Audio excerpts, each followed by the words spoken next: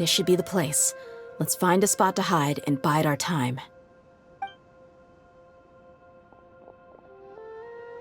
It's gonna come down to a fight one way or another, so let's all be careful. No need to worry. He knows his way around a fight. I'm not worried about that. What I meant is that we probably shouldn't go too hard on the enemy. After all, we still need to get information out of him.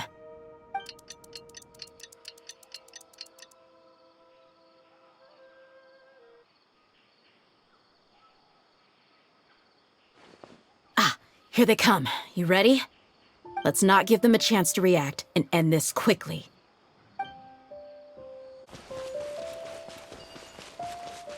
That's close enough. Cha!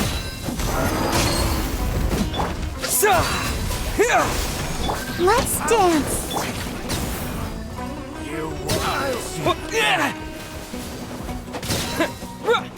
Propagate! I'll be back.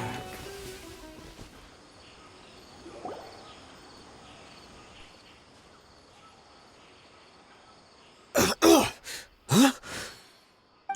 You're the Flame Mane. Good. That saves me an introduction. All right, time for a little talk. Are you buddies with Dehya Lakmar now? Tell me, what are they after? You know the code of being a mercenary just like everyone else. The first rule is to never divulge key information about our employer. What makes you think I'd talk? Ha! That might have worked on an amateur, but I know you're just looking to protect your reputation. Think about it, though. What's your reputation worth if you won't have the other tools you need to succeed in this line of work? Tools like, I don't know, your limbs or eyes? You've got 5 seconds. You might want to think twice about how much your employer's information is worth to you. Whoa! I'm not joking around. We can do this the easy way or the painful way. 2 seconds! I'll save you the trouble.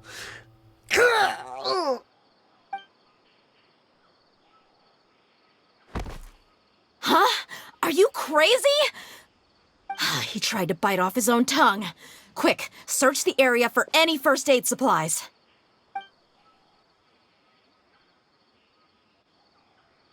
I definitely didn't expect him to go that far.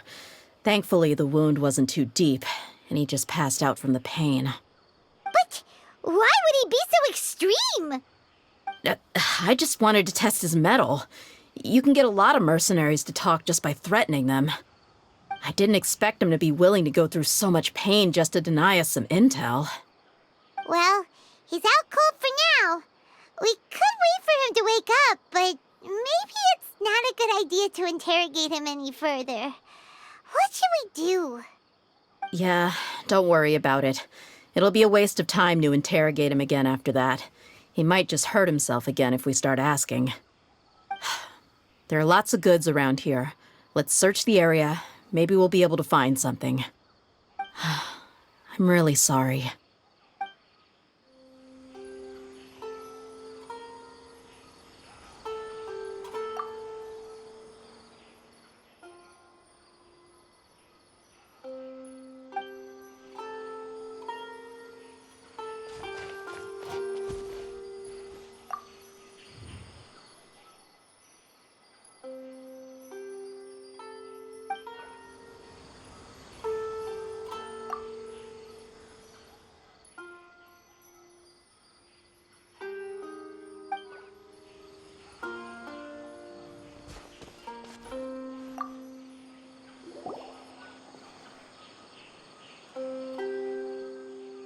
We found a piece of paper with a bunch of names on it. Maybe it's a record of something. Let me take a look. If this really is a merchant caravan, they should have a record of their transactions. Yep. I see an entry for Dehya Lakmar right here. Kusela, Idrisi, Bashar, and Takriti.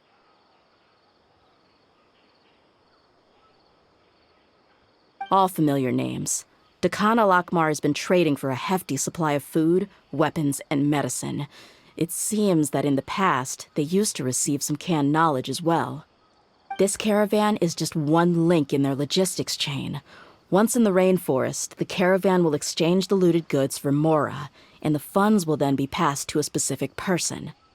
That person will then pack the caravan full of necessary goods, which will then be brought right back to Dakan al-Akmar. Wait, why is there no Mora value recorded for the final transaction? No value? Yeah, every transaction before the last one was marked with an exact amount of Mora, but the final one, where they paid for everything to be brought back to the desert, was simply marked as delivered. Perhaps. But they couldn't have known how much they would make off selling the loot. Do they not care about profit margins at all? Anyway, the next part's the records of the goods themselves.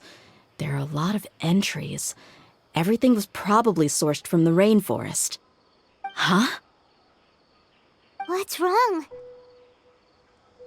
Shazamon Homayani? Homayani? You mean Dunyarzad's family? Could it just be another family with the same last name? I'd be surprised to find someone with the exact same first and last name. Shazamon Homayani is Dunyarzad's father, and the head of the Homayani family. Just what the heck is going on here? I'm sorry, you're right. I'll consider what we found and not jump to conclusions just yet. But what this piece of paper confirms is that the Homayani family has been providing goods to Dakan al-Akmar. What if the Homayanis have been kept in the dark and don't know they've been trading with Dakan al-Akmar? That's a possibility, but if that was the case, why is this caravan specifically named Shazamon as their person of contact? They could have just as easily bought goods such as food and medicine directly from Caravan Ribat or Port Ormos. Yeah, funding violence and looting. The brigade gets the goods, and he is paid the proceeds from the sale of the loot. But why would he do something like this? It's not like the Homayanis are in need of money. I honestly have no idea. I've been to their estate many times, and I've never noticed anything suspicious. The only potentially large expenditure I could think of would be the treatment costs for Dunyarzad's Elazar. Maybe they borrowed a lot of Mora in the past? But that's still just a speculation. I don't think the master would stoop so low to make Mora. You're probably right. I know my lady's personality, and she wouldn't deliberately keep something like this from us. But what should we do now? All we found is just another mystery.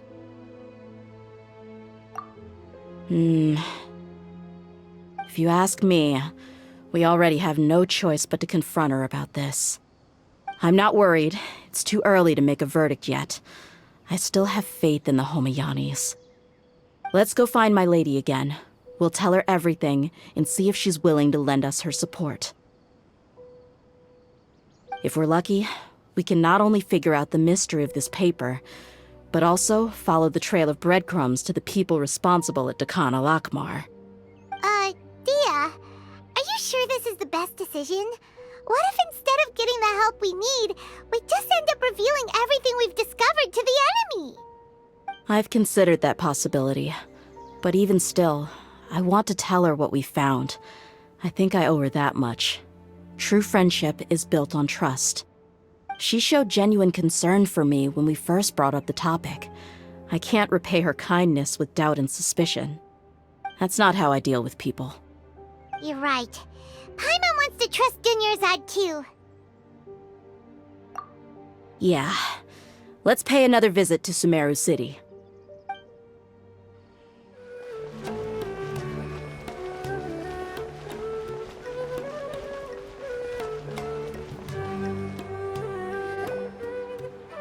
We're back, my lady.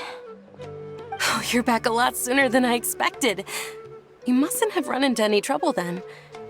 Well, how did it go? What did you come up with? Actually, we're still investigating. It's just that we've discovered something strange. I see. The clues you found have led you back here, in the city? Something like that. Yeah. You all look a little dispirited. Whatever you found must not have been very encouraging after all. Why don't you discuss it with me? Maybe I'll be able to say something to cheer you up? It's okay, my lady. It's not so much about me being upset with my father or anything like that. How should I put this? So something is wrong. Even the Traveler and Paimon have been uncharacteristically quiet. On any other day, Paimon would have already waved to me with a smile and shouted, "Dunyarzad, we're back!" So tell me, what happened? Well? My lady, please prepare yourself for what we're going to tell you next. It concerns the Master. The Master? You mean my father? Okay, I understand. Don't worry about me.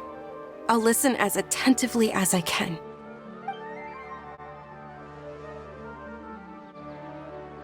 My father has been supplying goods to Dakan al-Akmar? Yeah, it makes as little sense to us as it does to you. I've never doubted the Master's integrity, so I'm having a real hard time rationalizing how he could ever support an infamous brigade like them. Maybe he's not actually aware of the full story and just stumbled into the deal by accident. I can't help but agree with the Traveler. Huh? You mean you feel the same way, Dunyarzad? Thank you for sharing all this information with me. Since you've told me everything you know, I should also tell you about some doubts that I've been harboring for quite a while. In the past, I thought that my father hired a bodyguard for me so that I wouldn't run away and get lost. However, there are plenty of capable mercenaries in the Corps of 30. Why did my father go out of his way to hire Dehya? About that. Well, the Homiyanis really needed bodyguards, so they reached out to the Blazing Beasts. Later, the Master told me that I was one of the best mercenaries he'd ever seen, and that I should stick around to become one of his bodyguards. He offered me a pile of mora, so I just signed on. Well, but that didn't really answer my question. Just think about it. Why did my father specifically reach out to the Blazing Beasts? Maybe the Corps of 30 just didn't have anyone available, or maybe someone recommended us. I've never given it too much thought. I think I get what you're saying. You think none of this was a coincidence. Precisely. At first glance, nothing seems strange or out of place. But there are many parts of the story that don't actually make any sense. If my father had always been in contact with Dakan al-Akmar, then it would make sense for him to bring Dehya into our house. You mean the goal all along was to get Dehya to be your bodyguard? No, that's too much of a stretch. I cut all ties with my father a long time ago. He has no control over my life anymore. But that still doesn't rule out the possibility that your father has still been trying to influence your life without you knowing. So, the Master was not likely an innocent victim in all of this? Sorry we put all this on you so suddenly, Dunyarzad. It's okay, Paimon. I should actually be thanking you. Regardless of his reasons, if my father has truly been funding a violent group of mercenaries, then it's my duty to bring him back to reason. But is that really the right thing to do? My father has committed many atrocities and deserves all the punishment that he has coming to him. I have zero sympathy for him. You may call me an ungrateful child, but my feelings will remain the same. However, the Homiyani family has treated me with nothing but generosity and kindness. If we decide to investigate this further, we could end up implicating the entire Homiyani family. I would be biting the hand that's fed me over all these years. Dehya. It's all right, Dehya. If anyone were to ask, you could always just say that I'm the one who instructed you to get to the bottom of this. You don't have to do that, my lady. I'm not conflicted because I'm afraid of taking responsibility. Besides, you're the one we should all be worried about right now. Hey, it's still too early to give up hope. What was the thing about friendship again? Right, yeah, trust! You said that yourself, Dehya. Besides, there's no point on getting all riled up before we've confirmed all the facts. Thank you, everyone. That makes a lot of sense. I guess I should always remember the trust that I've placed in people. In which case, my lady, could you ask the Master to come out and have a chat with us? Sure thing. I also hope he'll be able to give us a logical explanation. Let's meet at the usual place then. Usual place? Ah, right.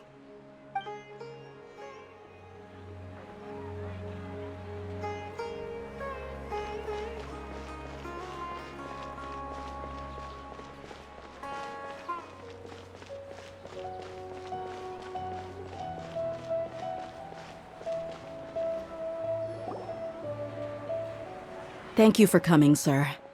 Please allow me to introduce these two. This is the Traveler, and next to him is his travel companion, Paimon. Yes, my daughter has mentioned them from time to time. It's a privilege to finally meet them in person. But we may skip all the pleasantries for now. What is the important matter you wish to discuss with me today? Well, we wanted to bring this transaction record to your attention. There's something on this record that we're all pretty curious about.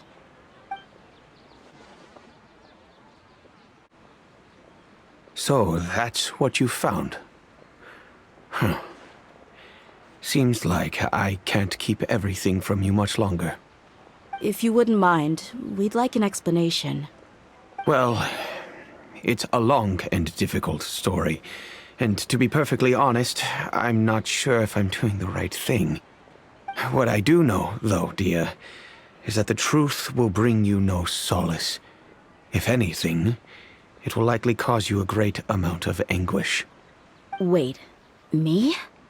Yes, I understand perfectly why you came to see me, and I am touched by your collective commitment to do the right thing.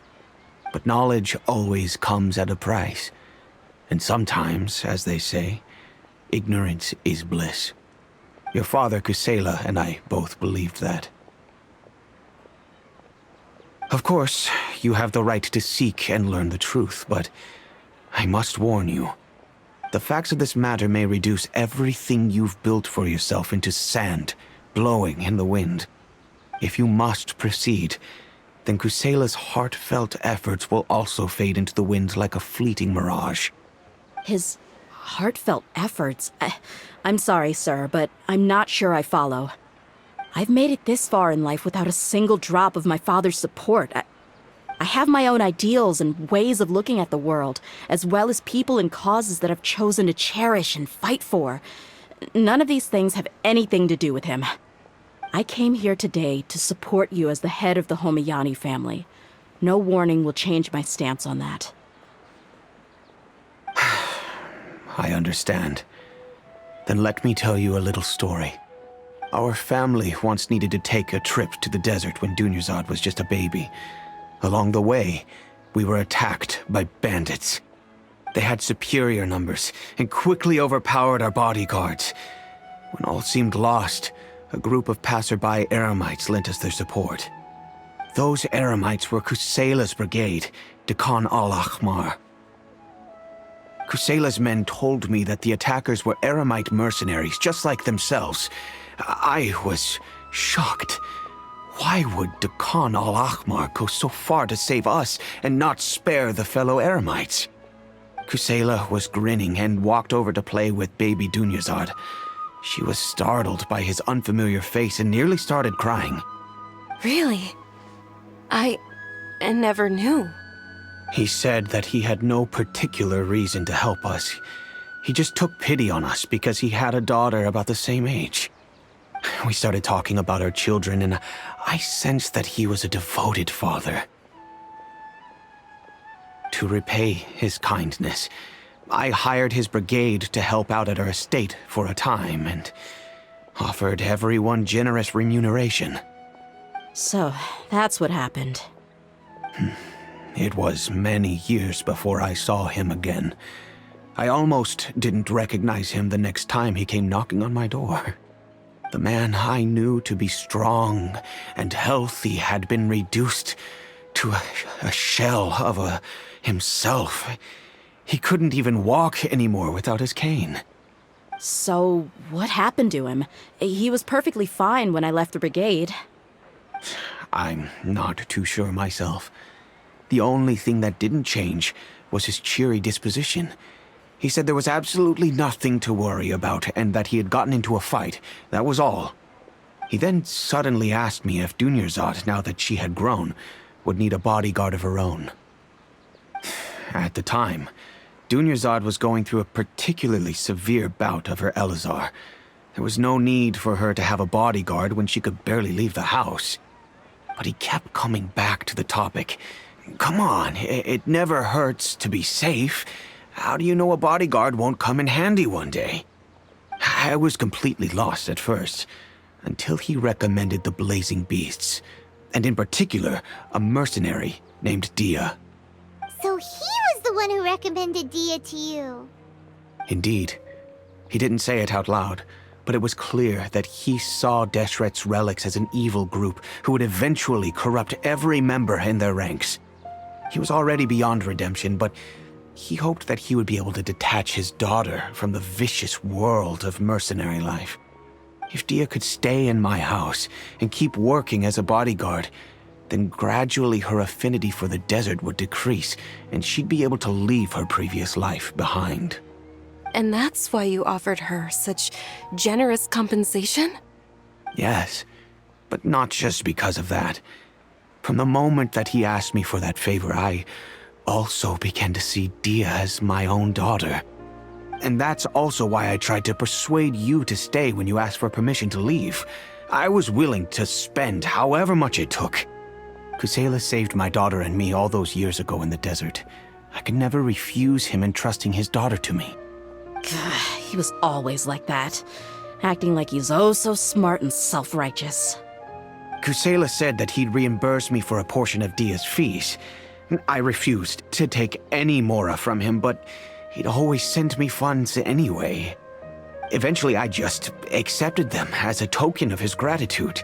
And that went on for a while until I received another letter from him a few years ago. The letter contained a request to help him buy food, weapons, medicine, and even explosive materials. Wait, isn't that around the time that Dekan al-Ahmar started becoming more aggressive? That's right. When I started to hear some nasty rumors, I became wary. I wanted to meet him face to face to discuss things. But by then, he was no longer receptive to my requests to talk. If I had to guess, it's probably because he doesn't want to put Dehya at risk. That thought occurred to me as well. I figured that he probably came to me for help because he had nobody else to turn to. After some deliberation, I decided to send him some food and medicine. I turned down all his requests for explosives and weaponry. I am aware that even such a reduced gesture of support could lead to others coming to harm, but I could not simply reject his plea for help. In the end, it probably was the wrong decision. I plugged my ears to the rumors and just chose a solution that made me feel least guilty about myself. If you can, please tell me where he is now. None of the things he's doing right now make any sense if he's just trying to keep me from getting tangled up in his world. If all he wants to do is steer clear of me, then maybe he shouldn't have brought me into this world in the first place. Oh no, Dehya, please don't feel that way. I'm just angry because I can't wrap my head around any of his actions. Another way? I don't know. I knew him, and he was nothing more than a childish brute. I can't understand what's going through his head. But I guess you do have a point. We haven't uncovered the whole truth yet. We still need to figure out his exact actions and reasoning for these last few years. I'll do my best to help. Of course, anything between the two of you would need to be resolved between you and him alone. I don't know Kusela's exact whereabouts. Outside of supplying his brigade with some goods, I tried my best to avoid getting involved any further with him. However, there's a man on the list named Jawed. He used to be a mercenary in the desert and is now a member of the Corps of 30. He's responsible for supplying weapons and liaising with the Dekhan al-Akhmar's merchant caravan. I think he should know Kusela's whereabouts. I've heard that he likes to have a few drinks alone and enjoy the cool wind at night outside the tavern. Maybe you'll be able to find him there. Understood. Thank you, sir. Then I guess this is bye for now, unless... I'll stay and be with my father here. To be honest, I'm still a little dazed and haven't finished processing everything quite yet. My father has indeed done something wrong, but if I think about it, I'm also not sure if there was a right way to handle this problem. I feel like our only course of action is to turn everything we know over to the Corps of 30 and let them render judgment. Yes. I am prepared to accept whatever verdict they choose. It's time to face my mistakes.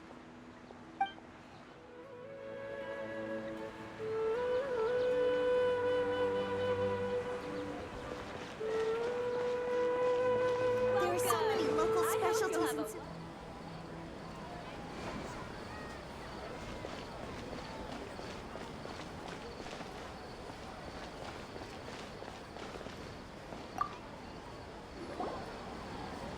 Huh? Who are you guys? I know what you've been up to. Smuggling weapons to violent brigades in the desert while working for the Corps? Pretty bold, if you ask me. Shh! Keep your voice down. How do you know all that? Come with me. We should take this elsewhere. I'll be happy to talk things over once we're somewhere private.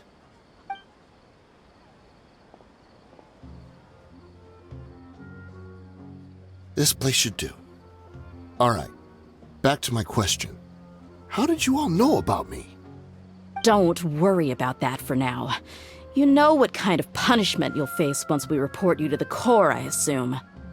Wait, there's no need to jump the gun. Let's talk this out. What are your terms?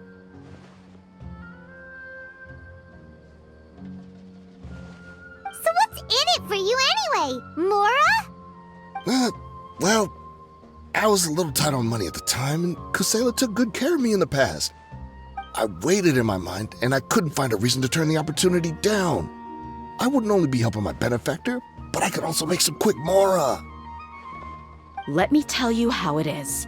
We're investigating Dekhan al-Akhmar, and we're gonna put an end to their operations. If you provide some help for us, then we might just put in a good word later to reduce the terms of your punishment. Hey, why don't we discuss this a little first? Listen, I made quite a bit of Mora from my last run. Just give me a number, and I'm sure we can... Shut it. My patience is running out. You should know when a mercenary is after something other than money. All right, sheesh. But you gotta promise you'll put in some nice words for me later. They're always on the move.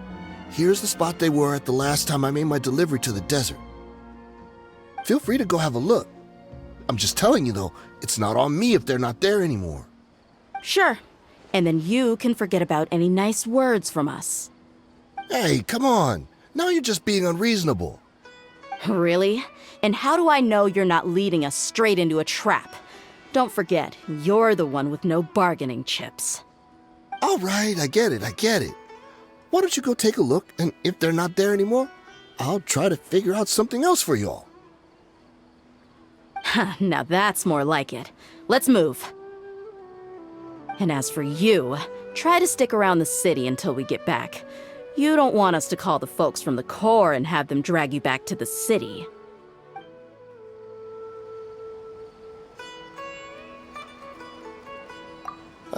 Don't worry. I'm not going anywhere.